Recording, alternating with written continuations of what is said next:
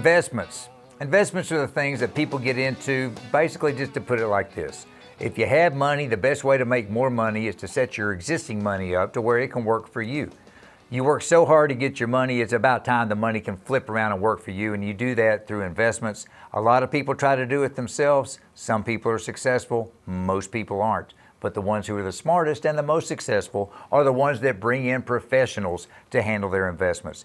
Our next guest today is such an industry professional. His name is Anthony Nagel and his company, Lowercase Capital. Anthony, welcome to the show today. Good to see you.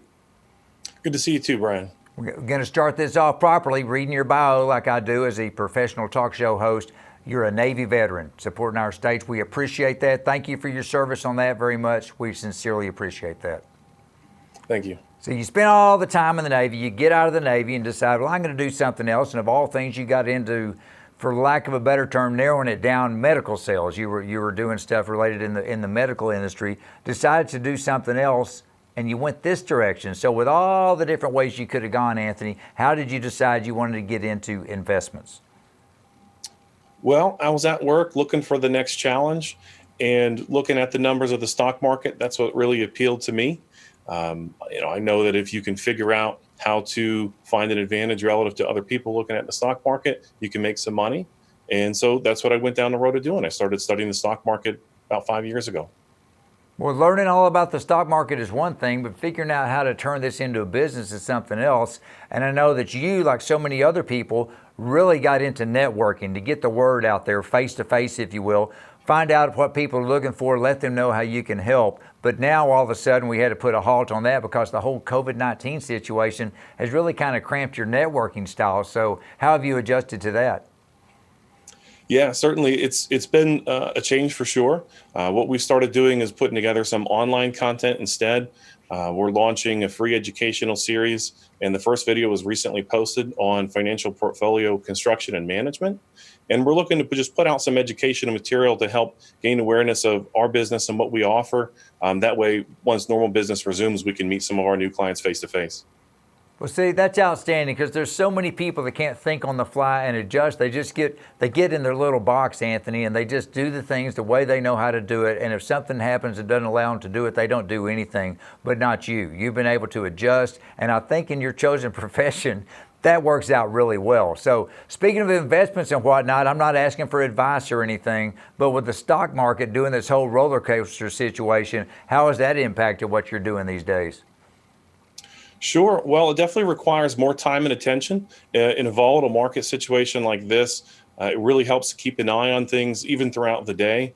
There's been a few instances in the past couple months where I've needed to make adjustments, a couple times a day. So it really just time and attention. That's a big difference. Well, time and attention is a huge deal. And again, there's people that try to do this on them for themselves. So for people, if they're going to try to do it by themselves, or they're just now dipping their toe in the investment water, if you will, can you give us just a couple of pieces of advice on how they could get started? Sure, absolutely. Number one piece of advice I would offer anyone is to educate themselves. There's a couple great ways to do that. Number one, the internet. People go to the internet for everything, and investing should be no exception. But the other thing I'd recommend is reading some books. There's a couple really good books that I would offer somebody looking to start out. First is The Intelligent Investor by Benjamin Graham. And the second book is also by Benjamin Graham called Securities Analysis. It's a little bit bigger, but it's definitely worth it. Well, the reading is good, but a lot of people want to be able to talk to someone. And I know that they're through Lowercase Capital. You have no problem. Actually, you invite people to give you a call. You give them a free financial planning consultation. Just phone call away, particularly since you can't meet. I imagine this is over a cup of coffee kind of situation in the great days, but today, can people just call you up just to chat? Absolutely. Yeah, if someone has an interest, they can call me up. We can talk about their situation, and we can identify maybe what actions would work best for them in their current situation.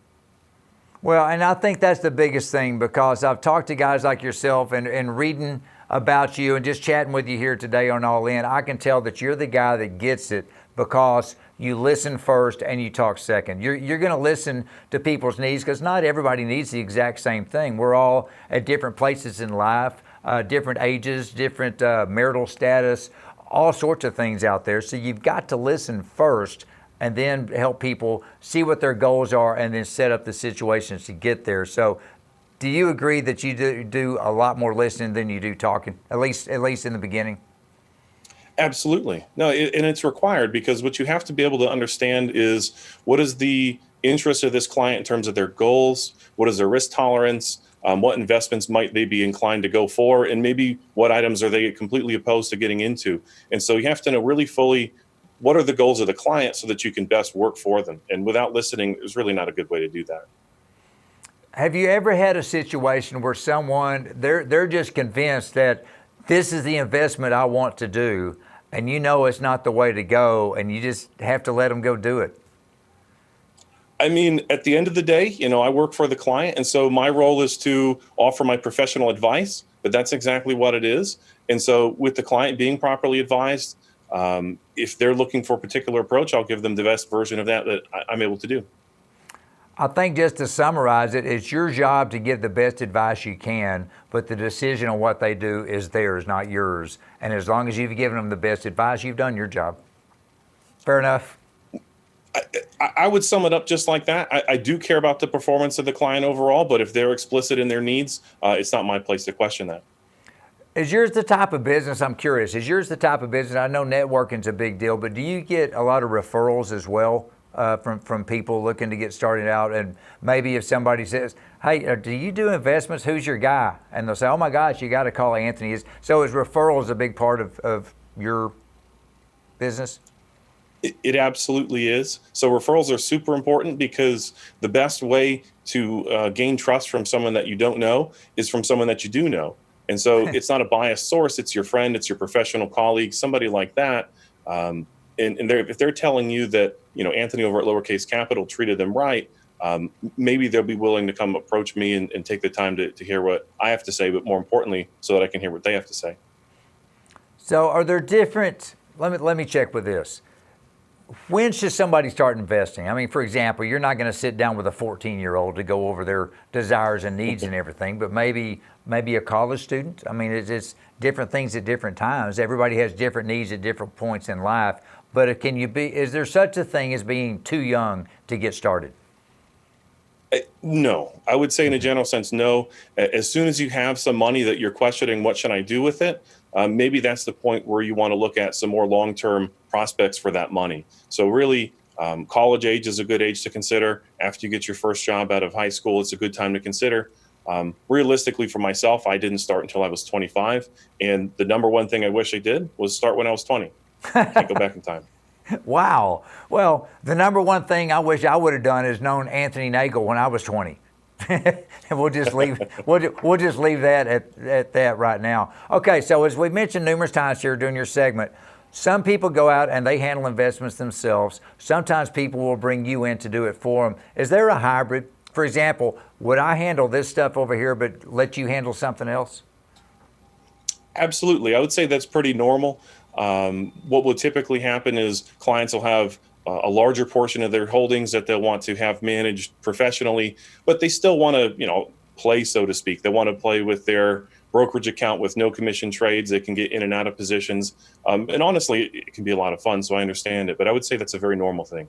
Okay. And the last thing, don't have a lot of time to touch on this, but are you the guy that I can call when I switch jobs and I've got my 401k and I'm smart enough not to touch it myself, but I want to hand it off to someone? Do you work with that? Yes, sir. I can absolutely help with rollovers from a 401k to an IRA if it's appropriate. That's good to know. It's nice to know a guy that could take any of the different investment opportunities that I'm already in and can just keep rolling through it, because I know the last thing I want to do is to cash it out, have a check written to me, and start all over again. We don't want to do that. Penalties, everything else out there. So if I can take it from here, head it straight to you, just keep on keeping on with Lowercase Capital. That's the way to go. Well, Anthony, Thank you, man. You've built quite a career for yourself, several careers, and we really appreciate hearing your story, particularly your investment story today. We know you're out there. Now everybody knows you're out there, and we wish you all the best with your company. Take care. Appreciate it. Thank you, Bryan.